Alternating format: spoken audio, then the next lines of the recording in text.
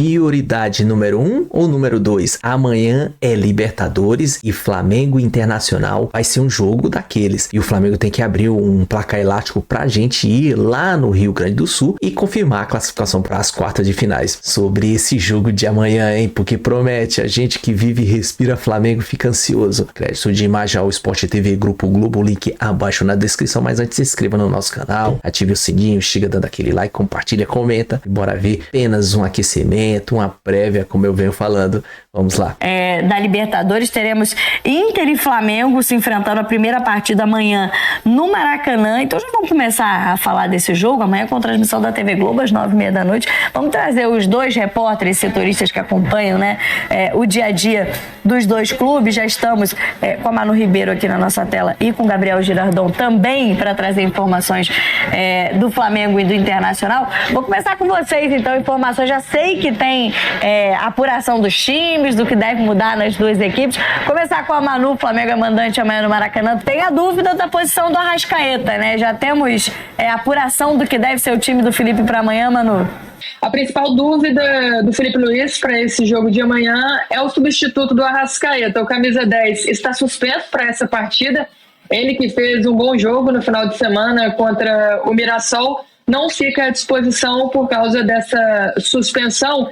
E aí gera a dúvida se o Carrascal vai poder ser o titular do Flamengo. Por quê? Porque o colombiano, reforço do Flamengo nessa janela, custou 12 milhões de euros aos cofres do clube. Ele não estreou no final de semana. Ele foi para o banco de reservas. Felipe Luiz até disse que pensou em utilizá-lo aí nessa partida, mas ele não foi utilizado, não saiu do banco, ficou no segundo tempo todo no banco de reservas, e fica essa dúvida se o Carrascal seria utilizado ou não como titular nessa partida contra o Internacional. Sem o Carrascal, as opções são Luiz Araújo, que foi reserva no final de semana, vinha de 2 jogos poupados por causa de desgaste físico, e Plata também, que já fizeram essa função, já se revezaram ali nessa função de assumir a responsabilidade criativa do time. O Saúl pode ser utilizado como titular também, mas o jogador que acabou de chegar, o Felipe Luiz falou que ele ainda precisa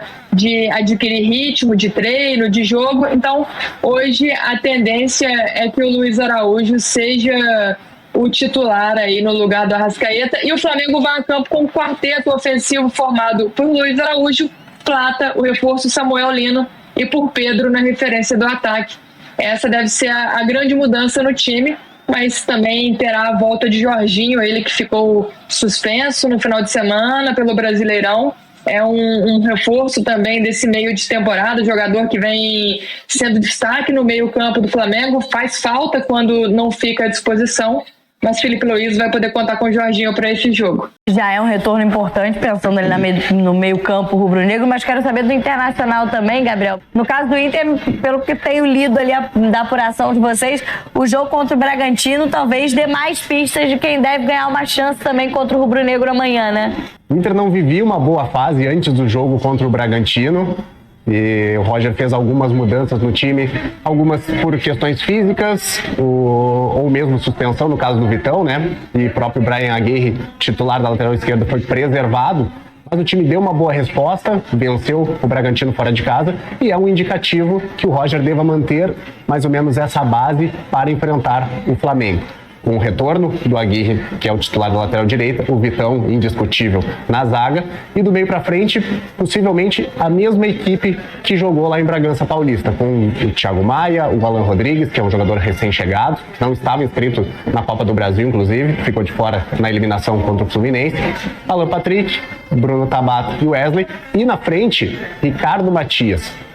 Dois times aí, né, com dúvidas, com mudanças, né, pensando nesse primeiro confronto, lembrando partidas de ida, né, da Conmebol Libertadores amanhã, primeiro jogo no Maracanã, e na semana que vem no Beira-Rio. Começando pelo rubro-negro, Felipe, uma Manu trouxe a volta do Jorginho, importante, com suspensão na última rodada do Brasileiro, mas sem o Arrascaeta. E aí, me parece o Luiz Araújo a opção que já foi mais testada, né, com esse quarteto ofensivo que a Manu pintou, do que talvez outras mudanças que fossem talvez mexer mais na característica do time. O Flamengo precisa muito da agressividade do Luiz Araújo. O Luiz Araújo é um jogador que ele consegue aliar velocidade, o comportamento tático também, que isso o Filipe Luís ele cobra muito dos jogadores, mas ele tem uma coisa que falta ao Flamengo: finalização. O Flamengo é um time que consegue ter a bola, mas ele finaliza pouco, ele entra pouco na área. O Flamengo é um time que sempre ataca a equipe adversária, mas que faz poucos gols. E o Luiz Araújo pode ser essa diferença para o Flamengo amanhã. Eu sempre falo que o Luiz Araújo e o Bruno Henrique são jogadores diferentes, né? Hoje o Samuel Lino também vem dando muita resposta, mas o Flamengo do início do ano até o meio do ano ali, quando tinha todos os jogadores que foram embora também, o Gerson e o Wesley, o Luiz Araújo poderia fazer a diferença. Tanto que na volta da Copa do Mundo ele faz um golaço contra o São Paulo, porque ele é um jogador que ele acredita no potencial dele de chute, é um jogador que ataca muito bem o último terço e pode fazer a diferença para o Flamengo. O Flamengo sentiu falta dele contra o Atlético Mineiro e hoje o Flamengo tem ele de volta e ele pode fazer isso que o Filipe Luís pede para os jogadores: serem agressivos quando chegar ali realmente no último terço. E o Pedro é um jogador que tá faltando gols também, a bola tem passado bastante pela área, e aí entra no quesito caprichar mais um pouquinho, né? Fiz o jogo no final de semana, Flamengo e Mirassol, eu acho que faltou mais um pouquinho de capricho para os jogadores da frente do Flamengo. Samuel Lino como maior destaque, eu acho que o Flamengo pode tirar muito proveito desse jogador, que é um jogador incisivo, vai para cima, quebra a linha, e o Flamengo já tem tirado proveito e o Internacional tem que prestar muita atenção nesse jogador. E olhando para esse time do Roger, né, Renata, faz sentido que traga, como o Gabriel falou, algumas mudanças do jogo contra o Bragantino para essa partida. Tem uma mudança de esquema, né, muda a forma do time jogar para um 4-5-1, dá pra gente chamar assim, e dá oportunidade a jogadores que corresponderam, porque a impressão principalmente do Inter no jogo da Copa do Brasil contra o Fluminense no Beira-Rio é muito ruim, olhando para um mata-mata como esse de Libertadores, né? E por acaso a volta do Inter aqui no Maracanã, na segunda etapa, quando toma o gol, o Roger faz as mudanças que acabam melhorando o time, né? Foi um empate no final, o Inter não conseguiu a classificação nem levar para os pênaltis. Dava a impressão de que ia ser um confronto com muito favoritismo pro lado do Flamengo, e agora você consegue imaginar que tem um jogo para acontecer, uma disputa maior. Eu vi mais algumas informações, né? Últimas informações de Flamengo e Internacional. Amanhã a gente vai falar muito mais dessa partida aqui no Tá Na Área também. Manu, do lado rubro-negro, acho que o confronto, né? Ainda tem um bastidor que dá uma esquentada nessa decisão de Libertadores, porque tem aquele barraco, fofoquinha, probleminha fora de campo que envolve dívida, né? Famoso problema de dinheiro que sempre gera entretenimento para quem tá do lado de fora, que é a dívida do Thiago Maia do Internacional com o Flamengo, que gerou colocadinha em rede social, respostinha na internet. Tem um pouco disso também aquecendo esse confronto para essa partida, né, Manu? Camila, verdade, né? Nos últimos meses o Flamengo expôs essa dívida do Inter pelo Thiago Maia, volante contratado pelo Clube Colorado no ano passado. O Inter não pagou algumas parcelas que combinou de pagar com o Flamengo. O Flamengo até acionou o Inter na CBF e pretende até ir à FIFA para, quem sabe, causar um transfer ban no Internacional. Já tem ameaçado isso publicamente, porque espera receber essa dívida que tem pelo Thiago Maia. É mais um bastidor para esquentar esse duelo, né? Porque fora de campo, realmente, as diretorias têm se estranhado nos últimos meses por causa dessa dívida. E o Flamengo reencontra o Inter, um adversário que traz boas lembranças de 2019. Em 2019, as equipes se enfrentaram nas quartas de final da Libertadores. O Flamengo passou, acabou campeão naquele ano e vem aí de anos conseguindo se classificar, passar pela primeira fase da Libertadores, 3 finais, 2 títulos. Chega a essa edição da Libertadores com uma certa pressão pela classificação nesse momento, por causa da eliminação recente na Copa do Brasil e também por causa das campanhas nos últimos 2 anos, né? Em 2023, eliminado nas oitavas de final, em 2024, eliminado nas quartas de final. A torcida já vem ensaiado alguns gritos ali nos jogos do Flamengo, pedindo para que o time trate essa competição como obrigação e não dê prioridade somente ao Campeonato Brasileiro. E o que a gente tem acompanhado nos bastidores é que o Flamengo vai forte também pela Libertadores, não deverá usar a mesma estratégia que usou na Copa do Brasil quando poupou alguns jogadores nas oitavas de final. É importante esse detalhe aí, final da Manu, em relação ao Flamengo para amanhã. E aí, Gabriel, olhando para o Internacional, primeiro jogo no Maracanã, no Rio de Janeiro, mas a torcida fez festa aqui no Rio também para receber a equipe hoje, que já está aqui em solo carioca, né? Isso mesmo, Camila. Muitos torcedores colorados recepcionando a delegação no hotel aqui em Copacabana, no Rio de Janeiro, com as chamadas ruas de fogo, né, que é aquele show de luzes ali com sinalizadores que a torcida faz, costuma fazer em jogos de Copa à noite, né, no estádio Beira-Rio.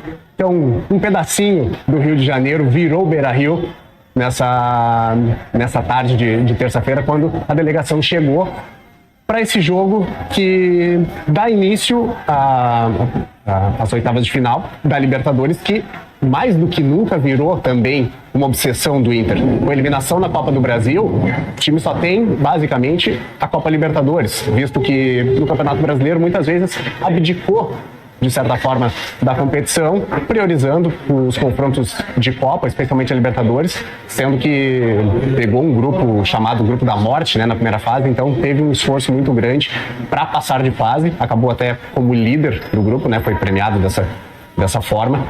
Só que o brasileiro ficou um pouquinho esquecido, o time chegou a frequentar a zona de rebaixamento, e com a eliminação na Copa do Brasil, certamente resta a Libertadores como o grande sonho do torcedor para uma nova conquista e principalmente encerrar um longo período sem um título de expressão que certamente incomoda muito o torcedor colorado. É isso, 2 times eliminados da Copa do Brasil, de olho agora na Conmebol Libertadores. Tá aí, galera, o vídeo é isso aí. Tá chegando a hora de a gente pegar o Internacional com algumas reixas, assim. Eu acho que isso nem entra em campo. Internacional deve vender o Flamengo sobre a questão de Thiago Maia. Virou um embrolho isso aí. Mas vamos pra cima, porque o que interessa é o roteiro, que é idêntico ao 2019. E a gente vai jogar aqui, a gente ganhou 2-0, empatou lá 1-1, se eu não me engano. E a gente precisa fazer um placar de 2 pra cima, no mínimo. Até porque eu tava vendo um canal lá do Rio Grande do Sul, eles estavam falando sobre justamente isso aí. Que um placar de um gol a menos, de 1-0, 2-1 pro Internacional, eles dizem que estão vivos ainda na Libertadores. Mas é pra tá mesmo.